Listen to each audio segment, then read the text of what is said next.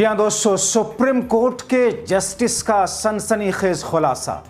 मोदी सरकार ने डाला था दबाव, दिल्ली दंगे में बीजेपी नेताओं के खिलाफ फैसले पर कराया गया ट्रांसफर। बहुत स्वागत है आप सभी का। आप देख रहे हैं द राजनीति का विशेष सेगमेंट खबर और विश्लेषण। मैं हूं जब्बार खान। तो क्या दोस्तों जुडिशरी के इंडिपेंडेंट होने का महज ढिंढोरा पीटा जाता है? क्या अदालतों और जजों पर भी सरकारें दबाव डालती हैं, और ऐसा दबाव जिसके बुनियाद पर जज को मजबूर किया जाता है? आखिर सुप्रीम कोर्ट के पूर्व जस्टिस ने वो कौन सा खुलासा किया जिसमें दिल्ली दंगों से जुड़े हुए फैसलों की ऐसी पटकथा है जिसने सबकी आंखें खोल दी? विस्तार से आपको बताते हैं दोस्तों, अंत तक मेरे साथ बने रहें क्योंकि यह खबर बेहद महत्वपूर्ण है। दोस्तों, जजों के ट्रांसफर के लिए सरकार कितना दबाव डाल सकती है? जजों के ऊपर मनचाहे फैसले के लिए सरकार क्या कुछ कर सकती है? सरकार की पार्टी के लोगों के नेताओं के खिलाफ अगर कोई फैसला आता है तो सरकार कैसे जजों और अदालतों पर दबाव डालने लगती? इस शो के जरिए आप समझिए, क्योंकि सुप्रीम कोर्ट के जस्टिस रहे एक व्यक्ति ने, एक पूर्व जस्टिस ने ऐसा ही खुलासा किया।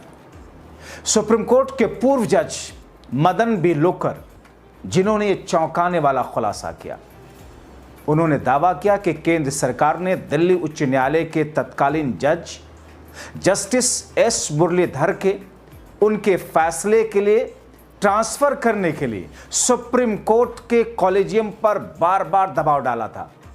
दोस्तों, ये खबर सुन करके मैं हिल गया कि सरकार इस तौर पर दबाव डालती है क्योंकि उस शख्स ने, उस जस्टिस ने ऐसा फैसला दिया जो फैसला भारतीय जनता पार्टी को सूट नहीं करता है। बीजेपी के नेताओं के नाम उसमें आए। दोस्तों, उस पूर्व जस्टिस ने यह भी दावा किया कि उनके विरोध के कारण उस वक्त सरकार कामयाब हो नहीं पाई। जस्टिस लोकुर और जस्टिस ए के सीकरी के रिटायरमेंट के बाद जस्टिस मुरलीधर का ट्रांसफर कर दिया गया था। आपको बताऊंगा पूरा केस क्या है दोस्तों, मगर ये ट्रांसफर आधी रात को तब किया गया जब जस्टिस मुरलीधर ने 2020 के दिल्ली दंगों से संबंधित एक अहम आदेश दिया था, और ये सरकार को पसंद नहीं आया था। ये मेरे शब्द नहीं है, ये सुप्रीम कोर्ट के पूर्व जस्टिस के शब्द हैं कि दोस्तों रात में, आधी रात को जज का ट्रांसफर कर दिया गया था। फरवरी 2020 में आप याद कीजिए, दिल्ली का उत्तर पूर्वी इलाका जहां पर सांप्रदायिक दंगे हुए, इसमें कई लोग घायल हुए, जान माल का भारी नुकसान हुआ था। और वो दंगा कैसे शुरू हुआ था? भारतीय जनता पार्टी के नेता कपिल मिश्रा और बीजेपी के कुछ दूसरे नेता किस तौर पर, जहां पर सीए के खिलाफ में विरोध प्रदर्शन चल रहा था, मुस्लिम से अल्पसंख्यक समाज के लोग वहां पर विरोध कर रहे थे, वहां पर जाकर खुद से हटाने की बात कहते हैं ये लोग। और बीजेपी के नेता वहां पर, आपको याद होगा, किस तौर पर डीसीपी को, इस इलाके की पुलिस को धमकी दी थी कि अगर ये लोग इतने वक्त में नहीं हटे तो फिर हम हटाएंगे इन्हों।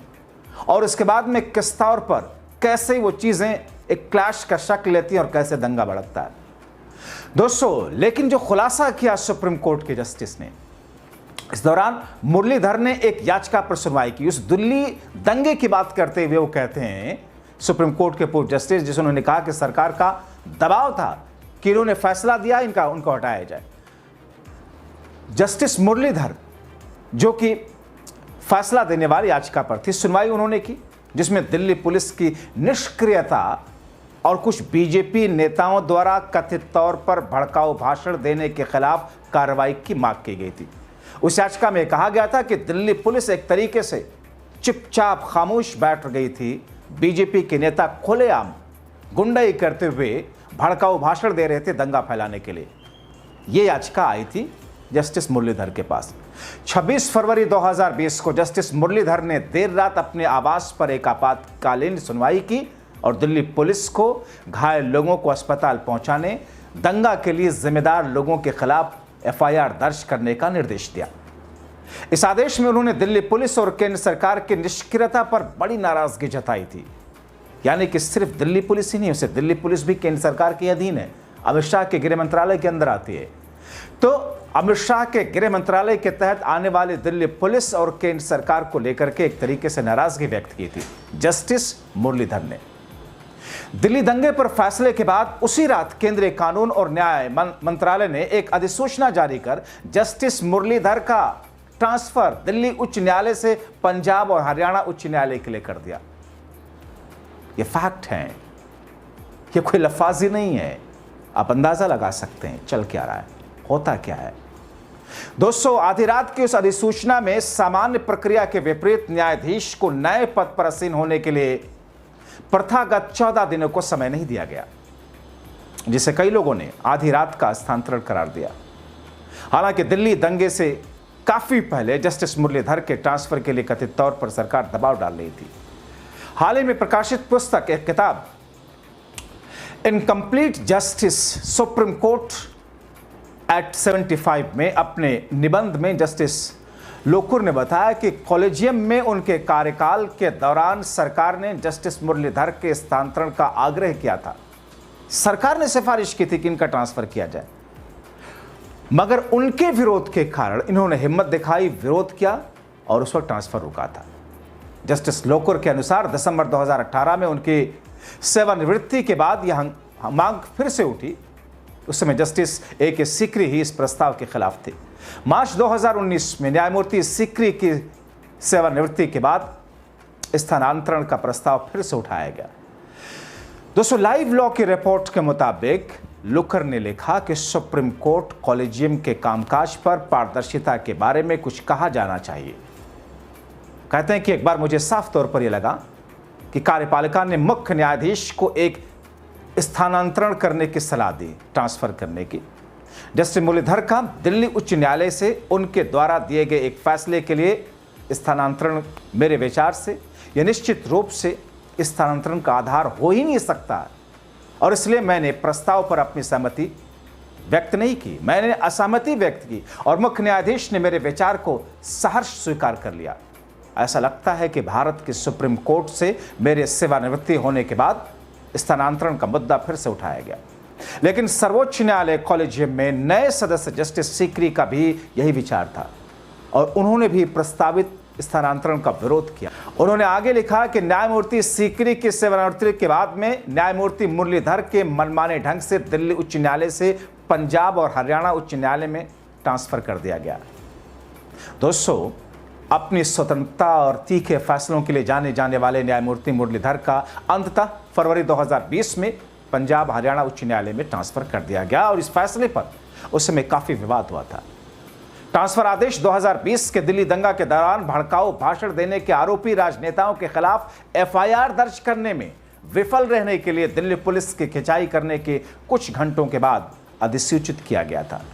यानी कि जस्टिस मुरलीधर ने दिल्ली दंगों में जो लोग जिम्मेदार थे, जिन्होंने भड़काऊ भाषण दिया, भारतीय जनता पार्टी के नेताओं के खिलाफ FIR दर्ज करने की बात कही थी, मगर दिल्ली पुलिस ने वैसा नहीं किया।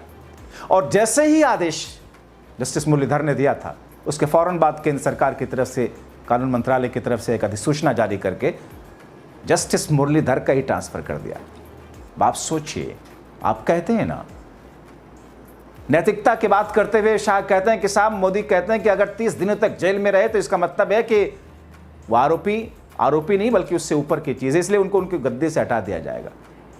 जब आप जजों पर ऐसा दबाव डालेंगे, अदालतों पर ऐसा दबाव डालेंगे, तो सारे जज तो ऐसे होते नहीं कि जो झुक जाएं। आप सोचिए।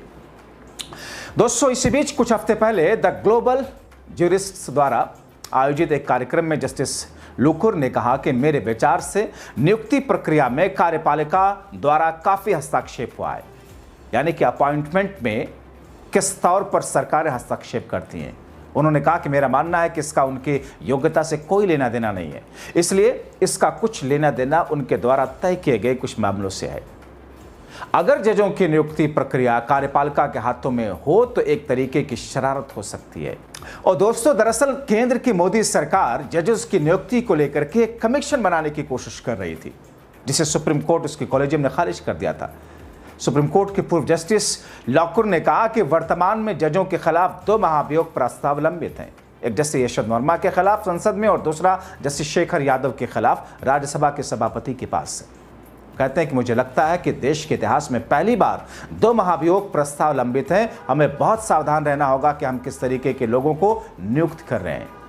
दूसरे जजों पर निगरानी रखनी होगी ताकि इस तरीके की घटनाएं ना हो। साफ साफ सुप्रीम कोर्ट के पूर्व जस्टिस कह रहे हैं जजों पर निगरानी रखनी होगी क्योंकि दबाव ऊपर से आता है। दोस्तों, जजों के तबादले के बारे में कहते हैं कि ऐसी स्थिति है जहां जजों को बिना किसी कारण के इधर उधर तबादला कर दिया जाता है। दिल्ली को हाल ही में जस्टिस एस मुरलीधर के अनुभव से गुजरना पड़ा। हर कोई जानता है कि 2020 के दंगों के दौरान क्या हुआ। एक आदेश पारित करने के लिए जो किसी कारण से सरकार को पसंद नहीं आया। दोस्तों, जजों को सेवानिवृत्ति के बाद की नियुक्तियों पर जस्टिस लोकुर ने कहा, अब हमारे पास ऐसी स्थिति है जहां भारत के एक पूर्व मुख्य न्यायाधीश को राज्यसभा में सीट देकर पुरस्कृत किया गया है। आप देख रहे हैं कौन है वो? कौन है वो?